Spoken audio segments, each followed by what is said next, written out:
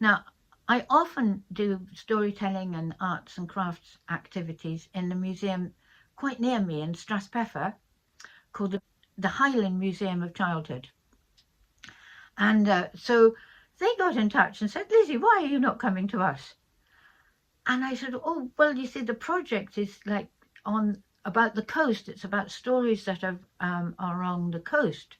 And they said, oh, well, you know, you usually come to us. And I was like, well, you know, I'd really like to come, of course. And then I thought, oh, wait a minute. I think I've got a story that would mean I could come. You see, now living here in this, on the Black Isle, near where I live, in fact, a Bran was a fella called the Bran Seer. Now the Bran Seer had the gift of second sight. Yes, he had this stone. He had a stone with a hole in it. And when he looked through the hole in the stone, he could see through time, and he could see things that were going to take place in the future. Now, he often didn't know what it was. I mean, he described big horseless carriages charging around, breathing smoke and spitting fire.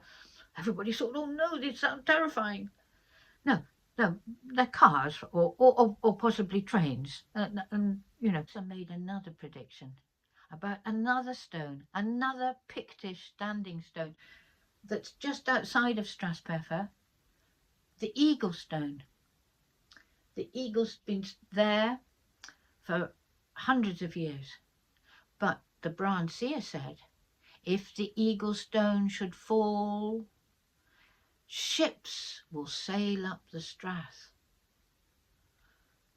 So, if the Eagle Stone fell, Strathpeffer would then be on the coast. So, in that way, I felt I could include visiting Strathpeffer. But don't worry, the Eagle Stone is not going to fall. People have taken a lot of precautions. It's well cemented in, and it's got an iron sort of fence around it so that it can't fall over.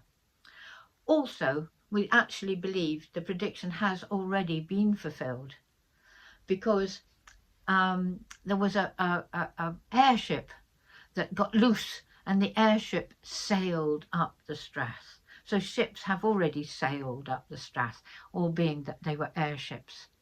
So, you see, some of the predictions have been fulfilled in ways that were not exactly like they sounded, whereas others were pretty close, and said, first the sheep, then the deer, but after the black rain, the people will return. What strange things he said.